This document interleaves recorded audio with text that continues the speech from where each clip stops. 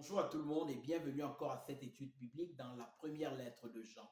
Aujourd'hui, nous conclurons avec le chapitre 3. Dès le début de ce chapitre, l'apôtre Jean nous a mis en évidence le fait que par la foi en Jésus-Christ, par la foi en son sacrifice, non seulement nous avons le pardon de nos péchés, non seulement nous avons la réconciliation avec Dieu, mais nous devenons également enfants de Dieu. Nous devenons des fils adoptifs de Dieu. Nous devenons des héritiers de son royaume. Nous devenons justement membres à part entière de sa famille. Et l'apôtre Jean poursuit en mettant en évidence le fait que tous les enfants de Dieu reflètent le caractère de Dieu. D'ailleurs, ne dit-on pas tel père, tel fils? C'est pour cela que l'apôtre Jean dit donc que tous ceux qui sont de Dieu renoncent au péché, ne pratiquent pas le péché, mais ils poursuivent l'amour et la justice de Dieu. La justice et l'amour qui caractérisent Dieu. Donc Dieu est amour et Dieu est justice. Et tous ceux qui sont de Dieu marchent dans son amour et dans sa justice. Au verset 17 que nous affrontons aujourd'hui, l'apôtre Jean donne un exemple pratique pour montrer en quoi ne ressemble pas l'amour de Dieu. Il dit ceci: si quelqu'un possède les biens du monde et que voyant son frère dans le besoin, il lui ferme ses entrailles, comment l'amour de Dieu demeure-t-il en lui? Donc, l'indifférence aux besoins de son prochain, de son frère, montre ou démontre que nous ne possédons pas l'amour de Dieu, que nous ne marchons pas selon l'amour de Dieu. Car l'amour de Dieu est un amour bénévole, un amour qui se sacrifie pour le prochain, un amour qui est disposé à donner sa vie pour le prochain, comme nous l'avons vu dans les vidéos précédentes. Au verset 18, il dit: petits enfants, n'aimons pas en parole et avec la langue, mais en action et avec vérité. L'amour est quelque chose de pratique. L'amour ne consiste pas en des déclarations d'amour. L'amour consiste en des actions. Le fait d'être disposé à donner sa propre vie pour ses propres frères. Le fait d'être disposé à venir au secours de ceux qui sont dans le besoin. L'amour est sacrificiel. L'amour n'est pas romantique comme on a l'habitude de penser. L'amour est un sacrifice.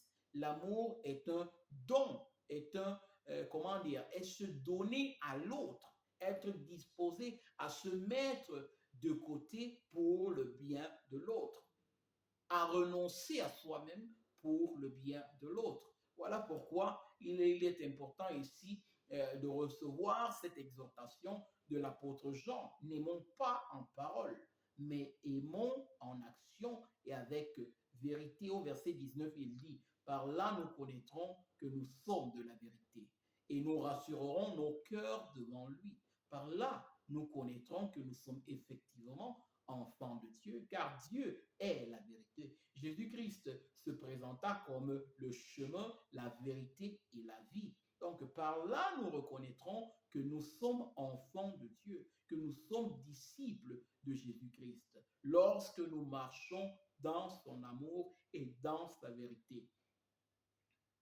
Au verset 20, il dit: car si notre cœur nous condamne, Dieu est plus grand que notre cœur et il connaît toutes choses. Il nous appelle ici tout d'abord à nous examiner pour voir si nous sommes en train de marcher effectivement dans l'amour. Car si déjà notre conscience nous juge, si déjà notre conscience nous condamne, il est important que nous comprenions que Dieu est plus grand que notre conscience, que déjà nous devrions, nous devrions nous préoccuper de nous repentir si déjà nous avons cette conscience qui nous condamne, afin justement de marcher de manière agréable à Dieu, avant encore de nous présenter, d'attendre justement le jugement de Dieu. Donc, si déjà cette conscience nous dit que nous ne sommes pas en train de marcher selon l'amour de Dieu, il nous vaudrait mieux justement d'aller vers le Seigneur afin qu'il puisse nous transformer, afin qu'il puisse produire cette vie en nous et nous donner la capacité capacité de marcher selon son amour et selon sa justice. Nous ne devons plus nous mentir à nous-mêmes. Nous ne devons pas marcher dans l'hypocrisie, car le salaire pour les hypocrites est la condamnation éternelle en enfer. Il dit donc, car si notre cœur nous condamne, Dieu est plus grand que notre cœur et il connaît toutes choses. Rien ne peut être caché à Dieu, devant lequel justement toute chose est claire. Même les ténèbres lui apparaissent lumière. Donc Dieu ne peut pas être justement mis à l'écart de quoi que ce soit. Il pénètre de son regard toutes choses, toutes nos pensées, toutes nos actions, toutes nos motivations. Au verset 21, il dit, bien-aimés, si notre cœur ne nous condamne pas, nous avons de l'assurance devant Dieu. Si après nous être examinés, nous avons la confirmation que nous sommes en train de marcher dans l'amour. Et cette confirmation n'est pas une confirmation individuelle, mais c'est une confirmation qui provient de l'esprit que Dieu a fait habiter en ses enfants. Et c'est cet esprit-là qui nous confirme que nous sommes en train de marcher selon Christ ou non. Donc, il est important d'avoir bien présent cet aspect. C'est l'Esprit de Dieu qui nous convainc que nous sommes en train de marcher de manière conforme à la parole révélée de Dieu. Et il dit justement que si notre cœur ne nous condamne pas, nous avons de l'assurance devant Dieu. Nous avons cette assurance. Et il poursuit, quoi que ce soit que nous demandions, nous le recevons de lui parce que nous gardons ses commandements et que nous faisons ce qui lui est agréable. Il dit, quoi que ce soit que nous demandons, nous le recevons de lui. Ceux qui marchent dans l'obéissance à Dieu, ceux qui ont à cœur les voies de Dieu, on voit leurs prières répondues par Dieu. Donc Dieu répond à leurs prières. Dieu leur donne les désirs de leur cœur. Un peu comme ce qui nous est écrit dans le psaume 37 au verset 4. Que fais de l'Éternel tes délices et il te donnera les désirs de ton cœur. Ici, il ne s'agit pas de dire que tout ce qui nous passera par la tête, tout ce que nous désirerons, nous seront donnés. Mais il parle ici de faire de l'Éternel ses délices. Et lorsque l'Éternel est notre délice ou nos délices, alors notre cœur s'aligne à lui. Nos besoins, ou du moins nos désirs, s'alignent aux désirs de Dieu. Et lorsque nos désirs s'alignent à ceux de Dieu, alors Dieu les exauce toujours. Voilà pourquoi il dit, si nous marchons dans l'amour et dans la justice de Dieu, si nous marchons selon l'Esprit de Dieu, quoi que nous demandions à Dieu, Dieu nous exaucera. Tel est l'héritage des enfants de Dieu. Le fait qu'ils aient la garantie que Dieu écoute et répond à leurs prières.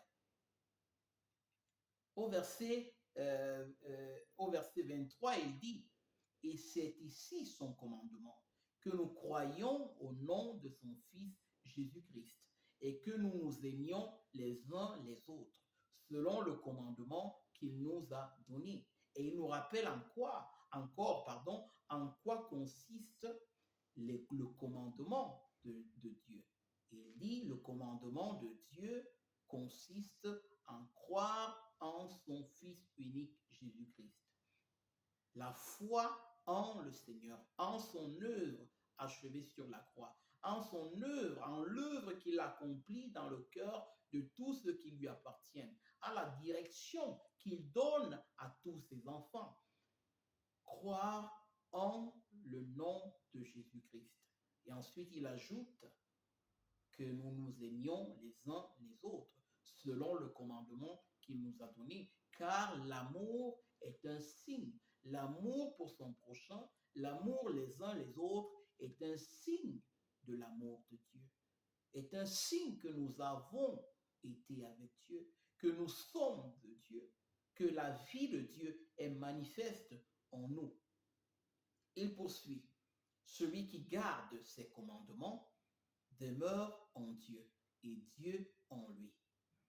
Il nous met ici encore en évidence la réciprocité, la communion qu'il y a entre Dieu et son enfant. Il dit celui qui garde, celui qui marche dans l'obéissance à la parole de Dieu demeure en Dieu. Il est uni à Dieu et Dieu en lui et Dieu demeure en lui. Donc cette réciprocité, cette union qu'il y a entre le disciple, entre l'enfant de Dieu et son Père. Et il conclut en disant, et nous connaissons qu'il demeure en nous par l'Esprit qu'il nous a donné. Encore une fois, comme nous le disions tantôt, le signe de notre appartenance à Dieu est le don de son Saint-Esprit.